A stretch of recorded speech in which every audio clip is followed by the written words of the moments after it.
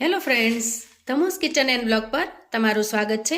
મિત્રો, મમરાનું નામ પડે એટલે આપણને સાવ હળવું ફીલ થાય, એકદમ મમરા જેવું.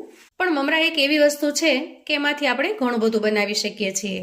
અને એટલે જ આજે હું તમારી સાથે મમરાની એક એવી રેસીપી શેર કરવાની છું કે જે બનાવવા વિશે આપણે ક્યારેય પણ વિચાર્યું ન હોય. તો મિત્રો, આજે મમરાને આપણે હળવામાં નહીં લઈએ, કેમ કે આપણે હળવા મમરાની એકદમ ભારે રેસીપી બનાવીને તૈયાર કરીશું. તો ચાલો બનાવવાનું શરૂ કરીએ. તો અહીંયા સૌથી પહેલા મમરાને આપણે ચાળીને ચોખ્ખા કરી લઈએ. એના અંદર કોઈ પણ પ્રકારની ડસ્ટ કે ઝીણા ખરાબ દાણા ન હોય આપણે ચેક કરી લઈએ. અને ચોખ્ખા કરેલા મમરા છે એનો અહીંયા હું 1 કપ ભરીને લઈ લઉં છું. તો મેજરમેન્ટ માટે આપણે કોઈ કપને સેટ કરીશું. તો અહીંયા મેં આ કપ છે એને સેટ કર્યો છે. તો અહીંયા સૌથી પહેલા હું 1 કપ મમરા છે એને લઈ લઉં છું. અને આ બીજો કપ ભરીને પણ મેં લીધા છે. તો અહીંયા આપણે ટોટલ 2 કપ જેટલા મમરા લીધા છે.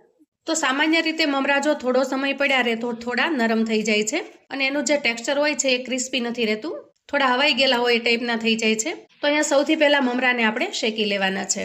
મમરા શેકવા માટે અહીંયા મેં ગેસ પર કડાઈ મૂકી છે અને આ કડાઈની અંદર આપણે લેશું 1 ચમચી જેટલું ઘી. તો આપણે નોર્મલી મમરાને તેલની અંદર શેકતા હોઈએ છીએ, પણ આજની રેસીપી માટે આપણે ઘીમાં શેકવાના છે. તો ગેસની ફ્લેમને આપણે એકદમ ધીમી રાખીશું અને ધીમી ફ્લેમે આપણે અહીંયા મમરાને શેકીશું. તો ઘી થોડું મેલ્ટ થઈ જાય એટલે આપણે મમરાને એમાં એડ કરી દઈએ. તો અહીંયા મમરાને આપણે ઘીની અંદર એવી રીતે શેકવાના છે કે ક્યાંય પણ કાળી દાજ ન પડે, એટલે કે થોડા પણ બળે નહીં અને જેવો સરસ મજાનો એનો સફેદ કલર છે એવા જ સફેદ કલર ના રહે. તો અહીંયા મમરાને શેકતા અંદાજે 2 મિનિટ જેવો સમય થયો છે અને આપણે ચેક કરી લઈએ. તો અહીંયા જુઓ તમે, એકદમ સરસ ક્રિસ્પી થઈ ગયો છે. તો આ રીતે તમારે 1 થી 2 દાણા લઈ અને ચેક કરી લેવાનું છે કે બરાબર ક્રિસ્પી થયા છે કે નહીં. અહીંયા મમરા ખૂબ સારી રીતે શેકાઈ ગયા છે અને ગેસની ફ્લેમને આપણે બંધ કરી દઈશું. તો અહીંયા બહાર કાઢ્યા પછી થોડી જ વારમાં મમરા સાવ ઠરી ગયા છે.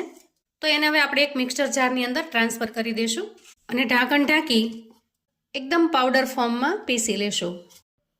તો અહીંયા જુઓ, મમરાનો એકદમ બારીક પાવડર આપણે તૈયાર કરી લીધો છે. હવે આ તૈયાર થયેલા પાવડરને આપણે એક મિક્સિંગ બોલની અંદર કાઢી લઈએ. તો જ્યારે આપણે મમરા લીધા હતા ત્યારે આ 2 કપ ભરીને આપણે મમરા લીધેલા, એટલે કે અત્યારે જો ભરીએ અડધો કપ જેવો થાય છે. એટલે કે 2 કપ મમરાને શેક્યા પછી જ્યારે એનો ફાઇન પાવડર બનાવ્યો ત્યારે એ અડધો કપ થયો છે. એ અડધા કપને આપણે મિક્સિંગ બાઉલમાં લઈ લઈએ. હવે અડધા કપ મમરાની સામે આપણે અહીંયા અડધા કપ જેટલી ખાંડ લીધી છે, એટલે કે એક્ઝેક્ટ માપ પ્રમાણે જેટલા મમરા છે એટલી જ અહીંયા ખાંડ લીધી છે. અને ખાંડને પણ આપણે મિક્સિંગ બાઉલમાં નાખીશું અને એનો સરસ મજાનો પાવડર બનાવી લેશું. તો એકદમ ફાઇન પાવડર આપણે અહીંયા ખાંડનો બનાવી લેવાનો છે. તો અહીંયા ખાંડને પીસી અને એકદમ બારીક પાવડર આપણે બનાવી લીધો છે. આવી કોઈ ગરણી મૂકી અને ખાંડનો જે તૈયાર કરેલો પાવડર છે એને આપણે ગરણીમાં નાખી દઈશું. હવે આ ખાંડના પાવડરને આપણે ચાળણીની મદદથી ચાળી લઈએ. તો અહીંયા રેસીપીને આપણે ગેસ ચાલુ કર્યા વગર બનાવીશું. તો ખાંડનો કોઈ આખો દાણો ન રહી જાય એટલા માટે અહીંયા આપણે ચાળીને લીધી છે. તો અહીંયા તમે જુઓ, થોડા ઘણા દાણા જો આખા ભાંગા હોય તો એ રહી જાય છે આમાં. હવે અહીંયા જે કપનું આપણે માપ સેટ કર્યું હતું એ જ કપથી હું અડધા કરતાં થોડું ઓછું એટલું નાળિયેરનું ખમણ લઉં છું અને પછી ઉમેરીશું આપણે 2 ચમચી ભરીને મિલ્ક પાવડર. તો અહીંયા મોટી 2 ચમચી ભરી અને હું મિલ્ક પાવડર ઉમેરું છું. મિલ્ક પાવડરથી એકદમ સરસ ટેસ્ટ આવે છે, માવા જેવો, અને એકદમ ક્રીમી ટેક્સચર આવે છે. હવે નાખીશું 1 ચમચા જેટલું ઘી. તો અહીંયા ઘી તમે મેલ્ટ કરીને લેશો તો પણ ચાલે અને આમનામથીનું ઘી લેશો તો પણ ચાલશે. જ્યારે આપણે હાથથી મસળીશું ત્યારે આ ઘી છે એકદમ સરસ મિક્સ થઈ જશે. હવે આ બધી જ વસ્તુને આપણે પહેલાં મિક્સ કરી લઈએ. તો મિત્રો, જ્યારે આ રેસીપી બનીને તૈયાર થશે ત્યારે તમને નવાઈ લાગશે કે મમરાથી પણ કોઈ આવી સરસ રેસીપી બની શકે છે. અને તમે જો કોઈને પીરસશો તો એને ખ્યાલ પણ નહીં આવે કે આ તમે મમરામાંથી બનાવીને તૈયાર કરી છે. એકદમ અમેઝિંગ રેસીપી બનીને તૈયાર થાય છે. તો અહીંયા જુઓ, બધું જ મિશ્રણ છે એને મેળવી લીધું છે અને અહીંયા 2 ચમચી જેટલી મેં મલાઈ લીધી છે. આ મલાઈ જે ફ્રેશ મલાઈ આપણે દૂધ ગરમ કર્યા પછીની હોય એ લેવાની છે. વાસી મલાઈ આપણે બિલકુલ નહીં લઈએ, કેમ કે આપણી રેસીપીની તો ઝડપથી બગડી જશે. તો અહીંયા શરૂઆતમાં હું પહેલાં 1 ચમચી જેટલી મલાઈ ઉમેરું છું અને મિક્સ કરી લઉં છું. તો અહીંયા જરૂર પડતી જાય એમ આપણે મલાઈને નાખીશું. તો મલાઈ નાખવાથી અહીંયા સરસ બાઇન્ડિંગ આવે છે. 1 ચમચી જેટલી મલાઈ આપણે ઉમેરી દીધી છે. હવે ફરી હું બીજી 1 ચમચી જેટલી મલાઈને એડ કરું છું અને આપણે એને મિક્સ કરી લઈએ. તો અહીંયા તમે હાથની મદદથી પણ મિક્સ કરી શકો છો ચમચીની જગ્યાએ.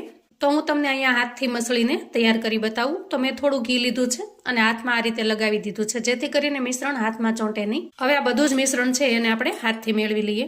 તો ચમચી કરતાં તમે હાથથી મેળવશો ને તો મિશ્રણ એકદમ ઝડપથી મેળવાશે અને ખૂબ સારી રીતે મિક્સ પણ થઈ જશે. તો અહીંયા આપણે 2 ચમચી જેટલી મલાઈ નાખી છે, પણ હજી મિશ્રણ થોડું સૂકું લાગે છે. તો અહીંયા જે 1 ચમચી જેટલી મલાઈ વધી છે એને પણ મેળવી દઈએ. તો ટોટલ અહીંયા આપણે 3 ચમચી મલાઈનો ઉપયોગ કર્યો છે અને આપણે મિક્સ કરી લઈએ.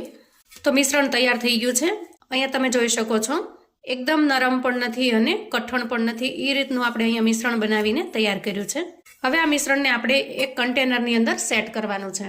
તો અહીંયા તમારી પાસે કોઈ કન્ટેનર હોય તો એમાં અથવા તો કોઈ ડીશની અંદર પણ તમે સેટ કરી શકો છો. તો અહીંયા આજે આપણે ડીશની અંદર સેટ કરીશું. સૌથી પહેલા ડીશ છે એને ઘીથી ગ્રીસ કરી લઈએ, જેથી કરીને મિશ્રણ નીચે ચોંટે નહીં. અને તૈયાર થયેલું મિશ્રણ છે એને આપણે સેટ કરીશું. તો અહીંયા તમે સ્પેચ્યુલાની મદદથી અથવા તો હાથથી પણ સેટ કરી શકો છો. તો અહીંયા જુઓ, મિશ્રણને આપણે એકદમ સરસ સેટ કરી લીધું છે. હવે અહીંયા 3 થી 4 બદામને મેં આવી ઝીણી ઝીણી કતરીને તૈયાર રાખી છે. એને ગાર્નિશિંગ માટે ઉપર લગાવી દેશું. હવે ઉપરની જે કતરણ છે એને સ્પેચ્યુલાની મદદથી બેસાડી દઈએ, એટલે સરસ સેટ થઈ જશે અંદર. અને હવે આપણે પીસ કરી લેશું. તો અહીંયા તમને ચોરસ ગમે તો ચોરસ, લંબચોરસ ગમે તો લંબચોરસ, કોઈ પણ રીતે તમે પીસ બનાવી શકો છો. મીઠાઈ એકદમ અમેઝિંગ બનીને તૈયાર થાય છે અને એકદમ લુકમાં સરસ લાગે છે, ટેસ્ટમાં પણ એટલી જ મસ્ત લાગે છે. તો મિત્રો અહીંયા મમરાની બરફી બનીને તૈયાર છે. આપણે આજે બનાવી છે મમરામાંથી ઇન્સ્ટન્ટ બરફી અને મોઢામાં મૂકતા જ પાણી પાણી થઈ જાય એવી બનીને તૈયાર થઈ છે. અહીંયા હું તમને એનું ટેક્સચર બતાવું. તમે જોઈ શકો છો એકદમ દાણેદાર બનીને તૈયાર થઈ છે. અહીંયા તમને હું નજીકથી બતાવું.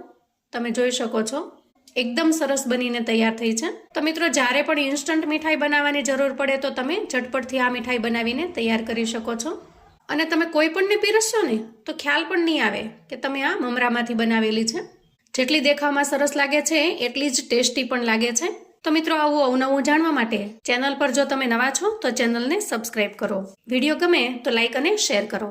તમારા સગા સંબંધી મિત્રોને પણ આજની આપણી આ મમરાની બરફીની રેસિપી ચોક્કસથી મોકલજો, જેથી એ લોકો પણ ઝડપથી બનાવીને તૈયાર કરી શકે અને ઇન્સ્ટન્ટ એન્જોય કરી શકે.